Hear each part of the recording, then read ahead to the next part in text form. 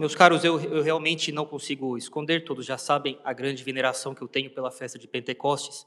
Também envio lembranças ao Padre Tiago, em Curitiba, que partilha desta mesma devoção comigo. Todos aqueles também que são meus alunos de formação católica no terceiro ano aqui na escola, sabem com perfeição que a festa de Pentecostes não teve seu início no Novo Testamento, mas no Antigo Testamento.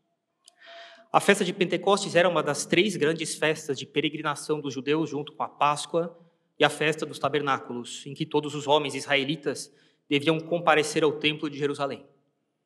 É por isso que São Lucas, nos Atos dos Apóstolos, se vocês derem uma olhada na passagem em que ele fala da descida do Espírito Santo sobre os apóstolos e Nossa Senhora no cenáculo, São Lucas diz que nesta ocasião, em Jerusalém, estavam habitando judeus, homens religiosos de todas as nações que estão debaixo do céu. E quando aquele som ocorreu, ajuntou-se uma multidão e estava confusa, porque cada um ouvia os apóstolos falar na sua própria língua. No Antigo Testamento, Pentecostes era uma festa agrícola, marcando o fim da colheita de cereais. Começando com a colheita da cevada na Páscoa, terminando com a colheita do trigo em Pentecostes. Pentecostes também era uma festa que relembrava a libertação do Egito e a formação de Israel como uma nação, através da entrega da lei. Se vocês estudarem o Tratado da Lei de São Tomás, vocês verão que o que faz um povo, o que faz uma nação, é a lei, porque une a todos sob uma autoridade comum, sobre leis comuns, né? Deixam de ser um aglomerado de pessoas para ser uma nação. Comemorava a entrega da lei no Monte Sinai, dada aproximadamente 50 dias depois da saída do Egito. Pentecostes era uma celebração da aliança entre Deus e Israel. E esta rica tradição do Antigo Testamento preparou o terreno para o significado cristão da festa de Pentecostes no Novo Testamento. Quando o Espírito Santo desceu sobre os apóstolos reunidos em Jerusalém, justamente durante esta festa judaica. E assim a festa que celebrava a antiga aliança, que foi escrita em tábuas de pedra, tornou-se o momento da inauguração da nova e eterna aliança, escrita pelo Espírito Santo nos corações dos fiéis. E agora, com a festa de hoje, o Pentecostes do Novo Testamento, o início do Novo e Eterno Testamento, o início definitivo da Igreja Católica, finalmente finalizada na sua estruturação e colocada em funcionamento. Hoje, a Igreja começa a funcionar.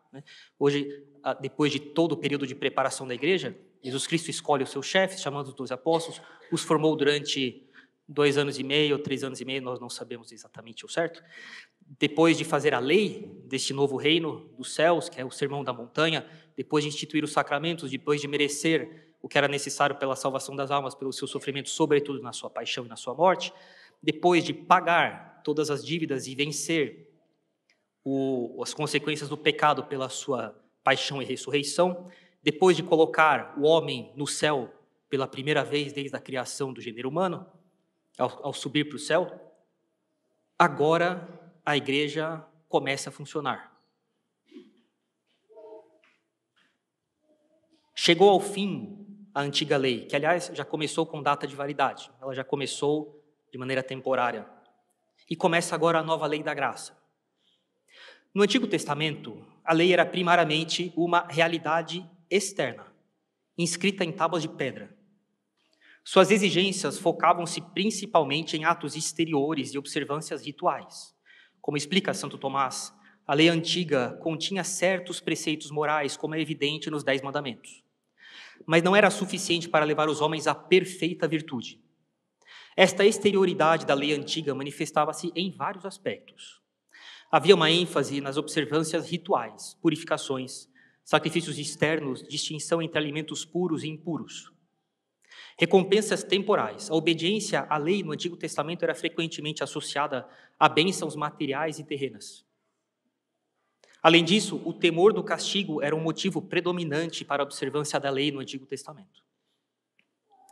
A nova lei é essencialmente interior. No Novo Testamento, a lei é primariamente interior, inscrita nos corações, pelo Espírito Santo, conforme Jeremias profetizou. Colocarei a minha lei no seu interior e escreverei no seu coração. São Tomás comenta sobre isso. A nova lei consiste principalmente na própria graça do Espírito Santo, que é dada aos fiéis em Cristo. Esta interioridade da nova lei da graça manifesta-se na primazia da intenção sobre o ato externo. A primazia da intenção sobre o ato externo. Ouvistes o que foi dito aos antigos, disse Jesus Cristo, não matarás. Eu, porém, vos digo, todo aquele que se irar contra seu irmão, não é nem questão de falar nada, hein? Permanece ainda no interior, será réu de juízo.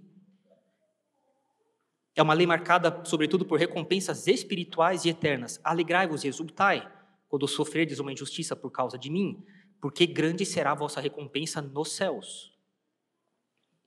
De motivação por amor, se me amais, guardareis os meus mandamentos. É um outro modo de funcionamento. O nível de exigência moral é diferente entre o Antigo e o Novo Testamento. A lei antiga mais se adaptava às imperfeições humanas do que puxava para a perfeição. A lei mosaica, embora fosse santa e boa em si mesma, São Paulo é muito claro. A lei mosaica era boa e santa em si mesma, mas fazia certas concessões à dureza do coração das pessoas, como Jesus explica no caso do divórcio. São Tomás observa, a lei antiga, embora não conferisse a graça pela qual os homens são ajudados a não pecar, contudo, ao mostrar o pecado, de certo modo os ajudava. Mas nesse sentido era imperfeita. A lei te dizia o que era certo e errado, mas ela mesma não tinha uma virtude que influenciava sobre você. Da lei não saía uma virtude que te influenciava para que você fosse capacitado para cumprir o que a lei proibia ou mandava fazer. Não é assim com os nossos sacramentos? Definitivamente não. Exemplos dessa adaptação incluem a permissão do divórcio, a lei do talião, como um limite à vingança, e a tolerância da poligamia. A nova lei tem todo um novo espírito, um verdadeiro chamado à perfeição. O Novo Testamento eleva radicalmente as exigências morais, chamando a perfeição no Evangelho. Sede vós, pois, perfeitos, como vosso Pai que está nos céus é perfeito. Esta elevação manifesta-se na indissolubilidade do matrimônio. O que Deus uniu, não separe o homem. Na superação da lei do talião, se alguém te ferir na face direita, oferece-lhe também a outra. No chamado universal à santidade, esta é a vontade de Deus, a vossa santificação. O Papa Bento XVI, na sua encíclica Deus Caritas Est, ele sintetiza assim: Jesus uniu o mandamento do amor a Deus com o amor ao próximo, fazendo deste último, o amor ao próximo, a medida exata do primeiro e deixando-o como seu legado aos discípulos. A lei antiga mostrava o pecado sem dar poder para vencê-lo. São Paulo explica que a lei de Moisés, por si só, não dava a graça necessária para cumprir o que ela mandava fazer ou não fazer. Ela dizia o que era necessário cumprir, mas não te capacitava para isso. A lei antiga revelava o pecado, sem ter a virtude, a capacidade de transformar as pessoas. São Paulo fala, eu não conheceria o pecado se a lei não me tivesse mostrado o pecado. Ou seja, a lei te mostrava o que era necessário fazer, mas não te dava condições para isso, a partir de uma potência, de uma virtude dela mesma. A lei antiga funcionava como um pedagogo. Não sei se vocês sabem, na antiguidade, o que era um pedagogo? Era o escravo que levava o filho da família livre para a escola. A lei antiga era isso. Ela não era livre. São Paulo a compara a uma escrava. Mas que levava as pessoas até a liberdade que Jesus Cristo veio trazer. A lei foi o nosso pedagogo para nos conduzir a Cristo, de São Paulo. Mas por si mesma não conferia a graça interior necessária para a plena observância do que ela mandava fazer. Se no Antigo Testamento as pessoas recebiam a graça para isso, era por consideração à vinda futura de Jesus Cristo. Então era por consideração ao Novo Testamento. Mas por si mesma a lei não conferia a graça interior. A lei nova não é assim. Ela confere a graça. Faz das pessoas novas pessoas. O Novo Testamento exige mais e confere a graça necessária para cumprir o que ela exige. De São Paulo, porque a lei do Espírito de vida em Jesus Cristo nos livrou da lei do pecado e da morte.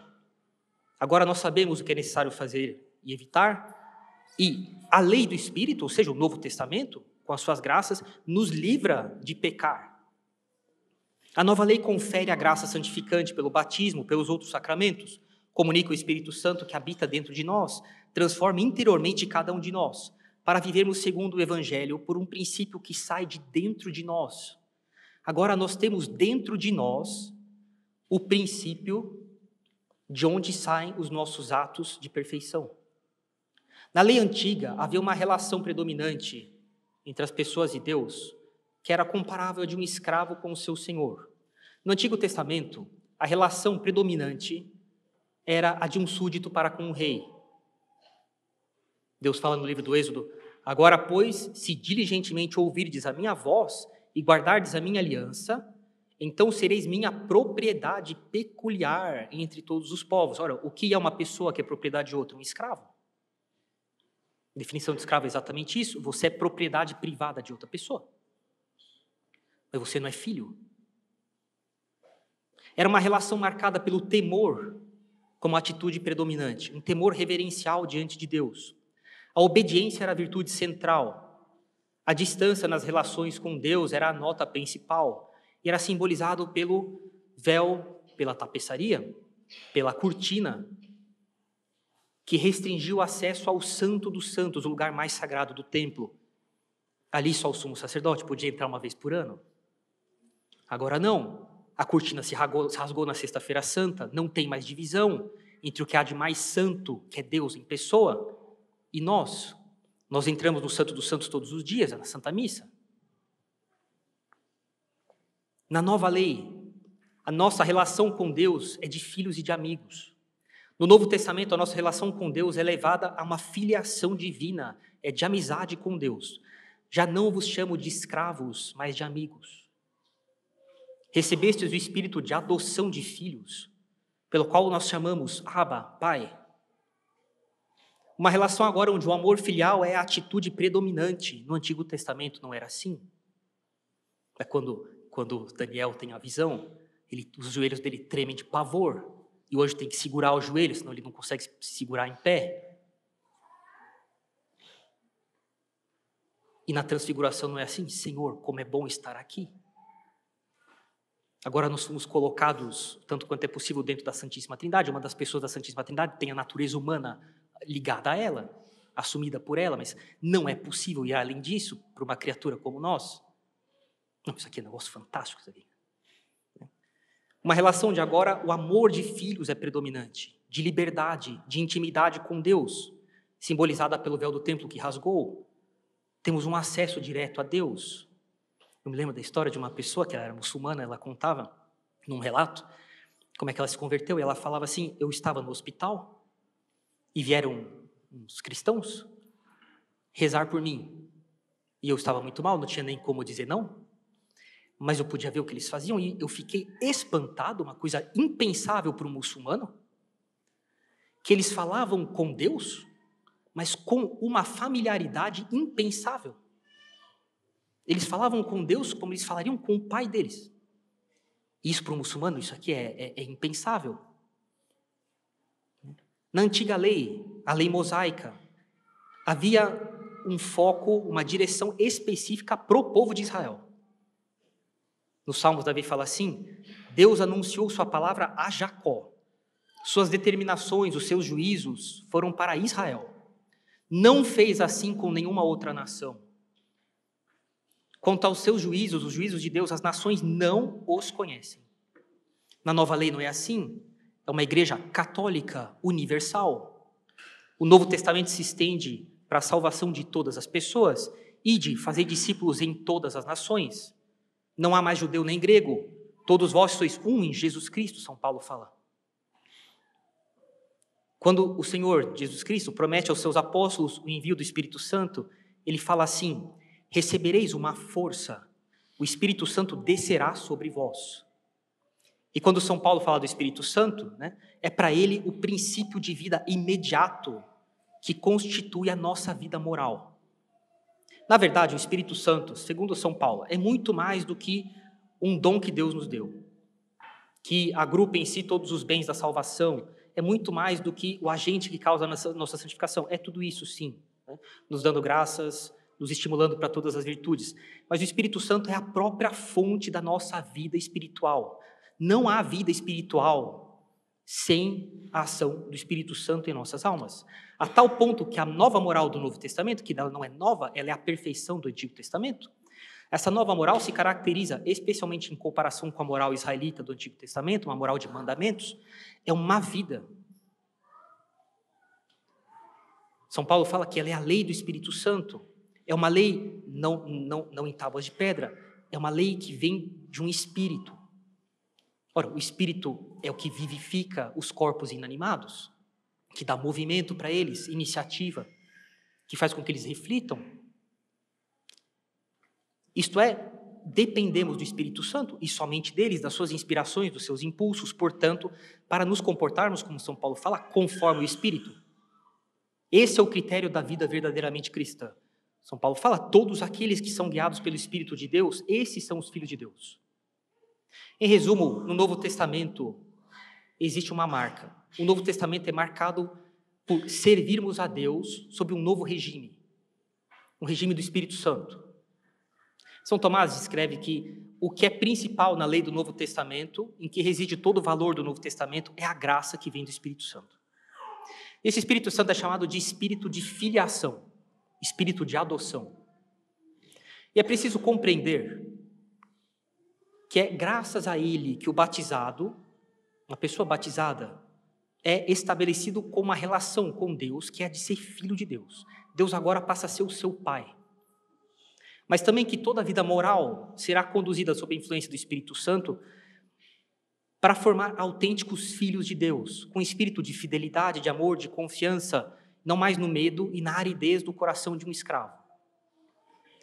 Para que uma pessoa elevada a essa nobreza de filho de Deus, eu insisto muito, jamais se imaginou uma coisa semelhante, que a natureza humana fosse associada a uma pessoa da Santíssima Trindade, fosse colocada ali dentro da Santíssima Trindade, quase ali dentro. A natureza humana não faz parte da Santíssima Trindade, a natureza humana de Jesus Cristo, mas é quase. Está unida a uma das pessoas da Santíssima Trindade. Não existia lugar maior acima disso que Deus pudesse nos colocar. E Deus é capaz de todas as audácias.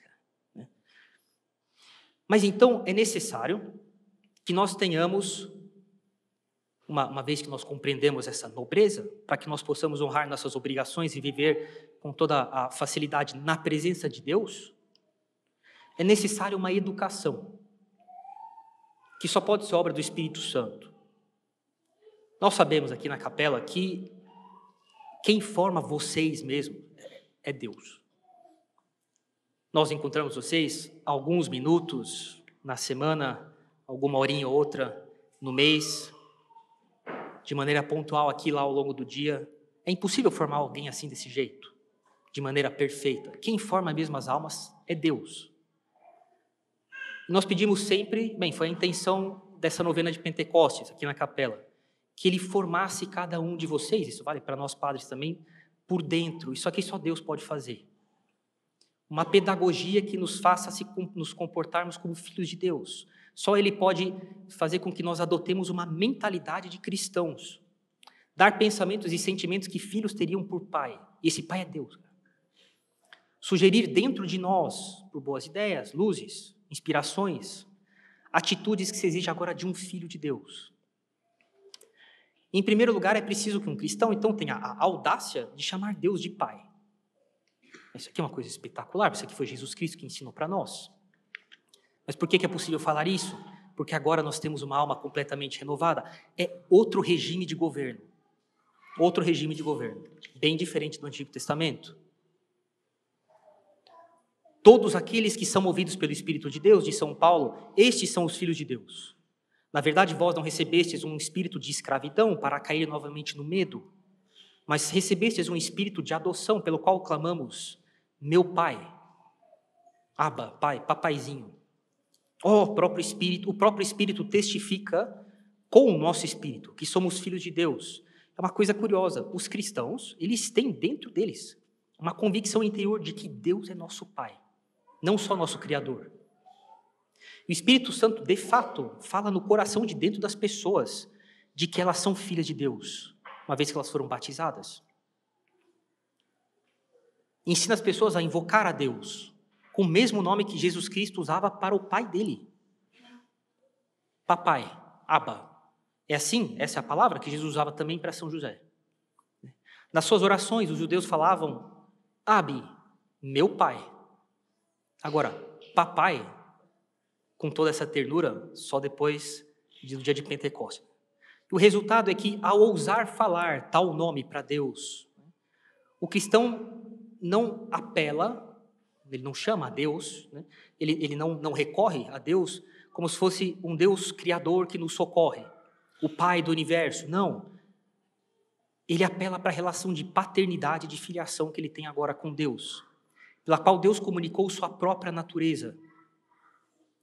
Vós não sois mais estrangeiros nem hóspedes de passagem, de São Paulo, são concidadãos dos santos, membros da família de Deus. Ter recebido o Espírito Santo, agir sobre a luz dele, sobre o amor dele, define a nova moral da nossa religião, desde o dia de Pentecostes. É uma moral de filhos, não é por meio de ameaças externas. O cristão age como convém a um filho de Deus agir. O admirável é que esses costumes divinos foram inculcados em nós diretamente por Deus. Mas Deus em pessoa, Jesus Cristo, pisou os pés nesse mundo para nos ensinar todas essas coisas. Né? Enquanto uma moral de mandamentos, nossa moral não é uma moral de mandamentos, há mandamentos, mas é um outro espírito que anima a nossa moral. Né? Por mais que fosse apoiada em motivos elevados, motivos sublimes, haveria uma imposição por fora de nós, sobre a nossa conduta fixa. Agora não, nós temos uma vida interior que nos faz espontaneamente agirmos como filhos de Deus, devem agir com o Pai deles. Eu gostaria então de tirar as conclusões práticas desse sermão. Ninguém aqui deve agir com uma dependência servil.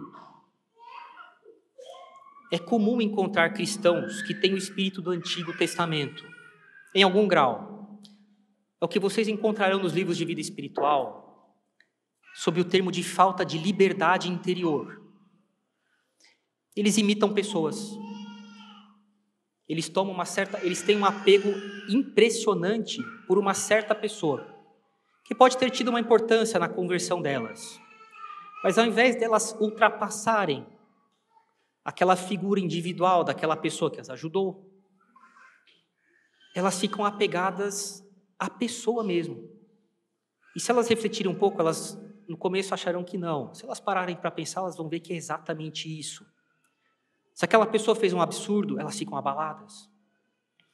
Ao invés de recorrer à ideia de que, não, antes de tudo, Deus é o meu Pai. Se alguém me ajudou na minha conversão, mas depois fez alguma coisa errada, ou me decepcionou, isso não muda minhas relações com Deus. Não consiste em imitar um certo padrão de comportamento. Bem, existem comportamentos conforme a lei de Deus, é o que a gente sempre pede para vocês, mas nenhum de nós cobra que vocês nos imitem nas nossas singularidades. Cada um de nós é diferente e deve acomodar essas qualidades à lei de Deus, mas por consideração a Deus, sem dependência servil de ninguém. Não de fazer a vontade de Deus a partir de medo. No concreto, isso pode acontecer no apostolado, quando as pessoas elas fazem as coisas que o padre pede com medo do que o padre pensará delas, com medo do padre brigar com elas. Fazer as coisas porque o padre sabe que eu estou fazendo isso ou aquilo. Querer ajudar por causa do padre. Ter receio de se confessar por causa do que o padre irá pensar dela. E essas coisas devem ser vencidas. Nossa religião é o contrário disso aqui. É uma vida moral de liberdade de filhos de Deus. E os frutos dessa pedagogia divina, Deus vai nos formando por dentro. Deus é um bom pedagogo, né? É um bom professor. Só podem ser espetaculares. Os frutos dessa ação de Deus sobre as almas só podem ser assim, né, cheias de conteúdo. Né? No final da vida, São Paulo tinha já estabelecido os grandes eixos da moral cristã. Ele considera a nossa moral uma moral que é radiante de beleza. De tal forma que obedecer à verdade de Jesus Cristo, fazer o bem, viver de maneira bela, para São Paulo são sinônimos. São Paulo ele vai falar assim, aqueles que aderiram a Deus pela fé, eles devem ter em mente que a prática das boas obras é uma coisa excelente e isso é belo para todos os homens. Essa noção de beleza moral é uma coisa que é muito densa, não vale a pena, nem teríamos condições de falar aqui, já vamos encerrando. Mas essa noção, ela engloba valores de nobreza, honestidade, caráter, manifestar a glória de Deus no comportamento das pessoas, de perfeição, de realização de uma vida. É o que nós falamos sempre com vocês, não se iludam, a vida é uma só, não a joguem fora. Não fiquem criando planos pessoais, mas eu gostaria de... Vocês sempre se perguntam, eu não pedi para nascer, então deixa eu ir atrás de saber o que é que Deus quer de mim, foi Ele que me colocou aqui. É uma vida que se opõe à feiura, que é a característica do vício, que é baixo, que é vergonhoso. E por fim, é uma vida moral que tem uma ideia de excelência. O belo é uma coisa perfeita. Coisas que têm defeito faltam em beleza, né? A beleza do comportamento do Novo Testamento tem ordem, tem medida, tem harmonia, o comportamento das pessoas é razoável. Não é só agradável de se ver uma pessoa fazendo bem, não é só encantador, é bonito. E essa beleza espiritual que o Espírito Santo coloca na nossa vida moral exige de nós que nós brilhemos diante das pessoas com as graças que recebemos de Deus e que se manifestam nas circunstâncias diárias e mais concretas e variadas, né? São Paulo fala assim, Cristo nos resgatou para que sejamos um povo dedicado às boas obras. Jesus Cristo queria que a igreja dele resplandecesse sem mancha, sem ruga, nem nada semelhante, mas fosse santa e imaculada. E o estilo de vida dos fiéis católicos deve vir dessa harmonia que se estabelece entre a conduta externa e a graça que nós recebemos. E o resultado é uma beleza moral perfeita, feita de moderação, feita de ordem, feita de equilíbrio, de decência, de gravidade religiosa. Mas é a missa tridentina, cara. As pessoas, já vi gente que achava que a missa tridentina era cheia de purpurina, mas você está sonhando. A característica da missa tridentina é a sobriedade, cara. Não falta nada. Todas as virtudes são adornos da vida moral, ornamentos de uma alma que recebeu uma nova vida, uma vida de Deus que agora habita dentro dela. E como é próprio das obras que são bonitas, né, a beleza é uma coisa que se manifesta, uma característica da beleza é que ela se manifesta de maneira clara, e esse resplendor da virtude, numa vida moral bela, é a marca da vida de alguém que vive conforme o Espírito de Deus. Meus caros, a nossa vontade, então, é de que vocês tenham uma vida nova, uma liberdade dos filhos de Deus. Isso se adquire ao longo do tempo, mas é necessário colaborar com as graças de Deus. Existe muita resistência nas pessoas para que elas colaborem com a graça. Resistências para estudar, resistências para oferecer sacrifícios a Deus, planos pessoais que fazem com que as pessoas resistam ao que é que Deus quer delas. A vida delas seria 1000 vezes mais bonita se elas tivessem espírito mais dócil às inspirações da terceira pessoa da Santíssima Trindade.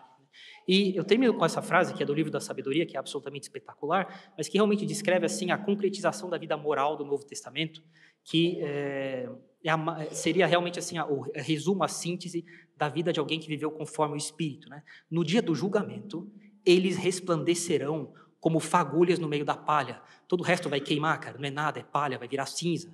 Eles resplandecerão como fagulhas, como aqueles brilhos que saem numa fogueira assim e que dançam no ar, cara, com total liberdade, né? Eles governarão as nações, submeterão os povos, o Senhor reinará para sempre sobre eles. Os que confiam em Deus compreenderão a verdade, e os que lhes são fiéis viverão juntos dele no amor, pois a graça e a misericórdia estão reservadas para aqueles que são escolhidos de Deus. Meus caros, uma feliz festa de Pentecostes e que realmente nós tenhamos uma vida católica moldada conforme esse novo Espírito de Deus que faz com que nós não hajamos por causa de motivos servis e por medos, mas realmente como familiares na família de Deus que foram introduzidos, né, do céu pela Santíssima Trindade, ali o mais próximo possível, né, à Santíssima Trindade, e que nós tenhamos consciência mesmo da nobreza e da dignidade com que Deus nos colocou agora no Antigo Testamento, no Novo Testamento e para sempre, e que nós tenhamos uma vida realmente assim absolutamente nova, movidos pela graça do Espírito Santo, uma vida realmente que brilha de beleza diante das pessoas. Né? Em nome do Pai, do Filho e do Espírito Santo. Amém.